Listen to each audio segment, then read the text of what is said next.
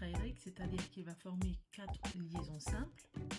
Ici, une vue en 3D d'un atome de carbone tétraédrique et la représentation de grammes de ce même atome de carbone. Et il est aussi la deuxième condition liée à 4 atomes ou groupements d'atomes différents les uns des autres. Alors voici un exemple, un atome de carbone tétraédrique sur lequel sont posés 4 groupes substituants différents que l'on nomme ici R1, R2, R3 et R4.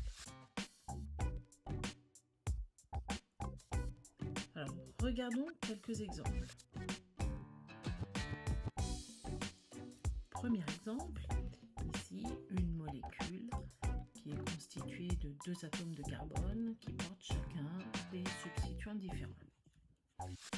Alors, parmi les 2 atomes de carbone, celui qui est là porte déjà 3 atomes d'hydrogène, donc il ne peut pas être asymétrique.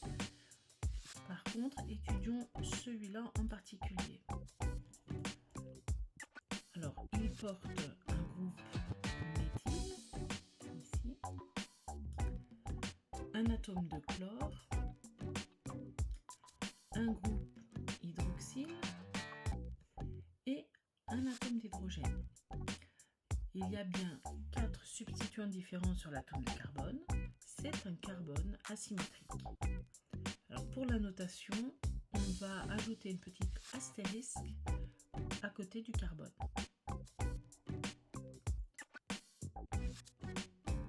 Prenons un deuxième exemple. Voici une autre molécule. Donc il y a ici plusieurs atomes de carbone. Celui-là porte 3 atomes d'hydrogène, il n'est donc pas asymétrique. Celui-là est trigonal plan puisqu'il y a une double liaison carbone-oxygène, il ne peut pas être asymétrique. Mais étudions celui-là en particulier. Alors, il est relié à un groupe méthyle, un atome d'hydrogène, un groupe hydroxyle et un groupe carboxyle. 4 groupes différents, c'est bien un carbone asymétrique. On ajoute la petite astérisque.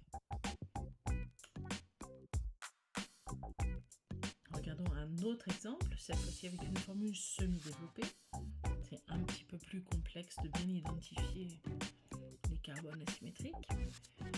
Alors il y a plusieurs atomes de carbone, mais ces 3-là portent chacun plusieurs atomes d'hydrogène, donc ils sont exclus de l'étude. Étudions celui-là en particulier, et là, que voit-on? Un atome d'hydrogène, un groupe méthyle, un groupe éthyle et un groupe hydroxyle.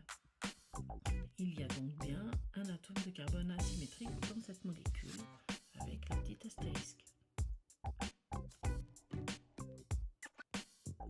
Regardons un autre exemple. Ici une molécule, et on peut chercher à identifier un carbone asymétrique.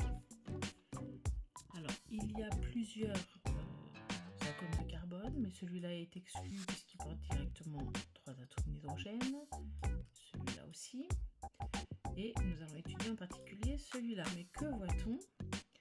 Il porte 2 groupes méthyle.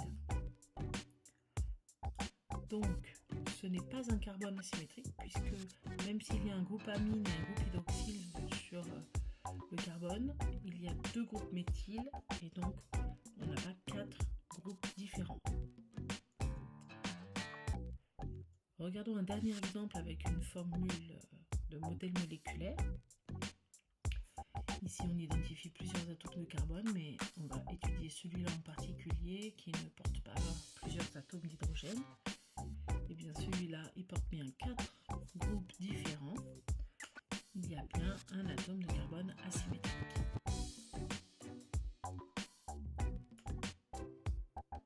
Voici ce qu'il faut retenir.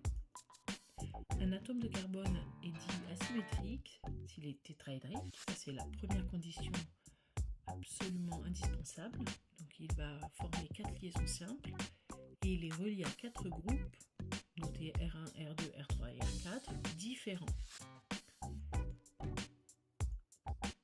Et on identifie le carbone asymétrique, on le temps C étoile, c'est-à-dire C avec un petit astérix sur le côté, directement sur la formule semi-développée, développée ou même sur le modèle moléculaire.